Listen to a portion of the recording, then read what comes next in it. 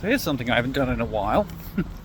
Recorded a review of myself while walking away from the cinema, waiting for traffic to pass.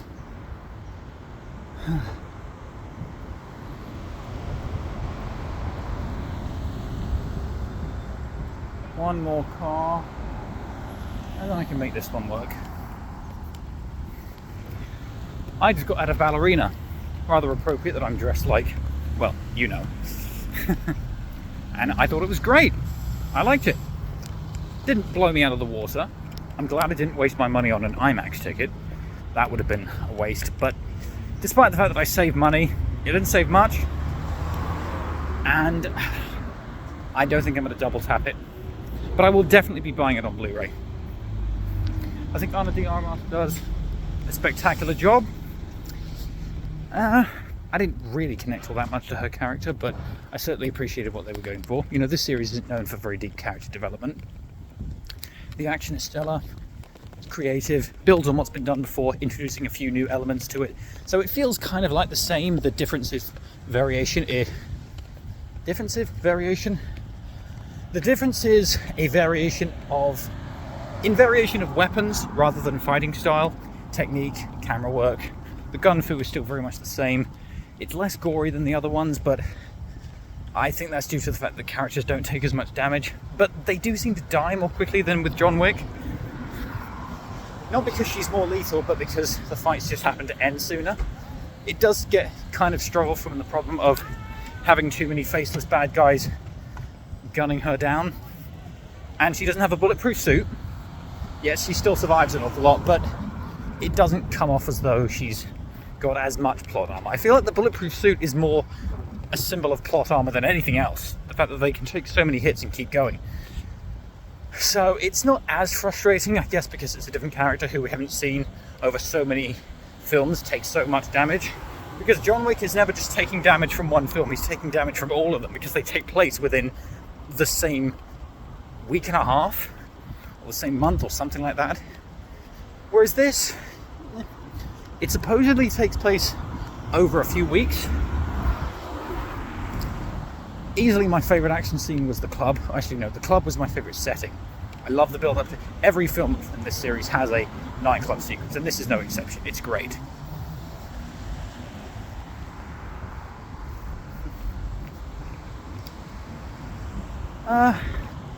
Ending was satisfying.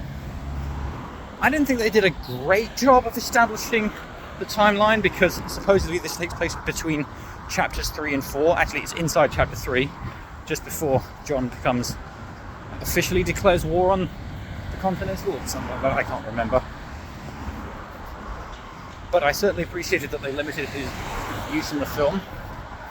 And when they did use him, it was towards the very end, where they called him in for a very specific reason. It was a little disappointing how they incorporated Angelica Houston, because I could have sworn she dies in chapter 3. Maybe she doesn't, but it feels like they've missed a few key moments of continuity there. Come on, come on. Easy, was it?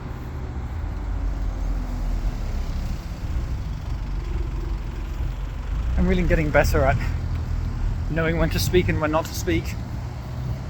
I guess because I don't have the pressure of wearing headphones. And knowing when to look around me is coming out a bit more naturally. As to whether or not I'll use all of this. No, I should. Learn how to just talk on hand. I really want to talk more about the club sequence, but I don't want to give it away in case I do end up posting this. I'm glad they limited the number of locations.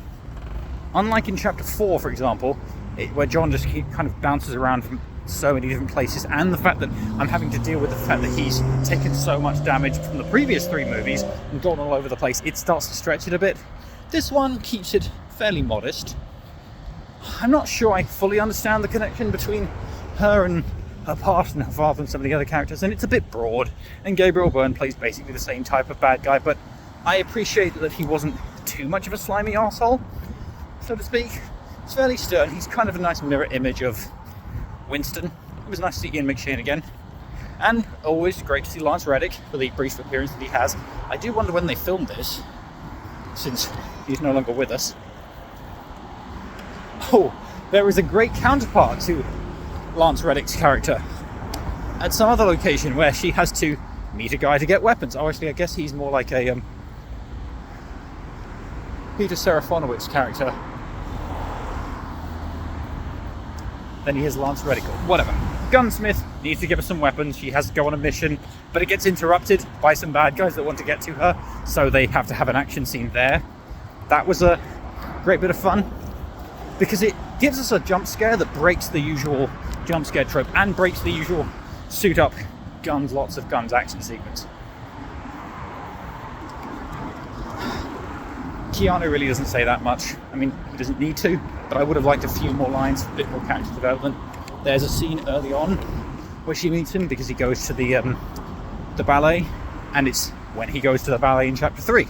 And she says to him something like, "Why didn't you get out?" And he just goes, "I'm working on it." I wish he'd said, "I did."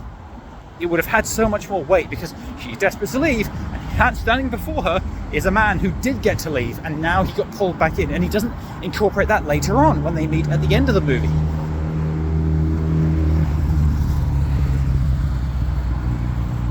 I have to pay attention because there are cars all around me, and I don't want to get run over.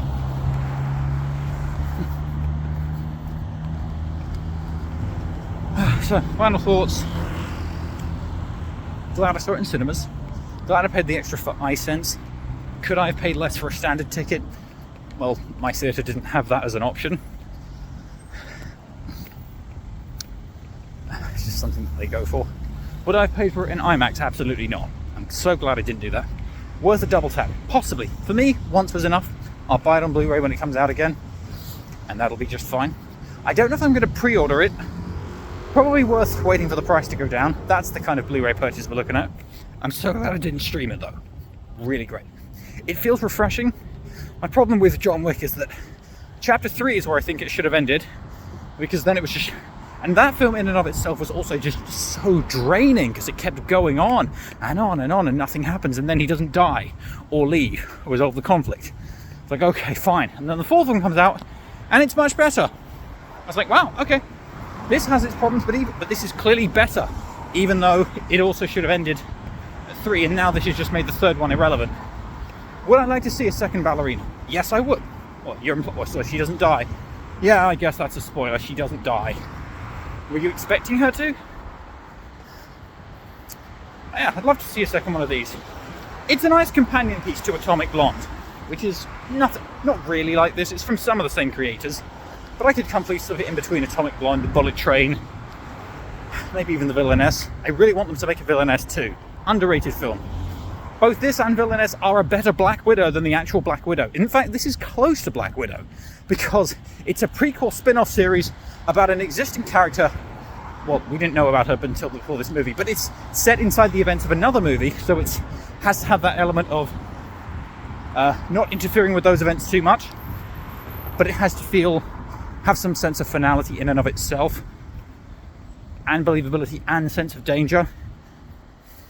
And it has themes of family and sisterhood, and she has a sister at some point that's mentioned in passing. They do kind of link into that, but it's pretty weak.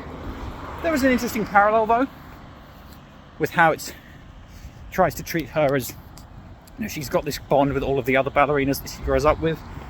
Also, speaking of Villainess, there's a scene ripped right out of it, which is probably ripped right out of Leon, where she has to assemble a gun and put one bullet into it before the girl across from her can do the exact same thing, and whoever does it first kills the other one. And just like in the Villainess, she doesn't kill her immediately. Once she's assembled the gun, she just waits for the other girl to finish assembling her gun, and then she kills her. And she does it without hesitating, even though she cries about it afterwards. I guess I would have liked to see her take some more damage, because she's very small.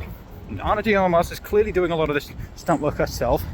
And I know John Wick doesn't take a lot of damage, but I don't know, even he feels like he takes more of a beating. I'm not sure what the problem is there. I mean, more than just a few scars. John Wick does get himself cut up pretty badly, at least in a few of them. And he has to famously take pills that, again, that's mostly the first one. But overall, 3.5 stars, which means it's 4. Am I sure about that? You know what? No, I don't want to. I don't want to give a grade just yet. Don't want to give a grade just yet. Be certain.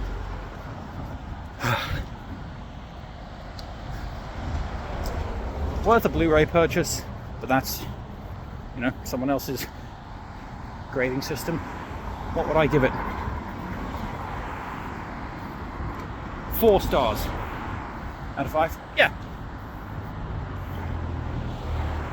4 stars. See it in cinemas, buy it on Blu-ray. That's it. Or at least rent it on Blu-ray. There are no rental stores anymore. Well, maybe there should be some. Go see Ballerina.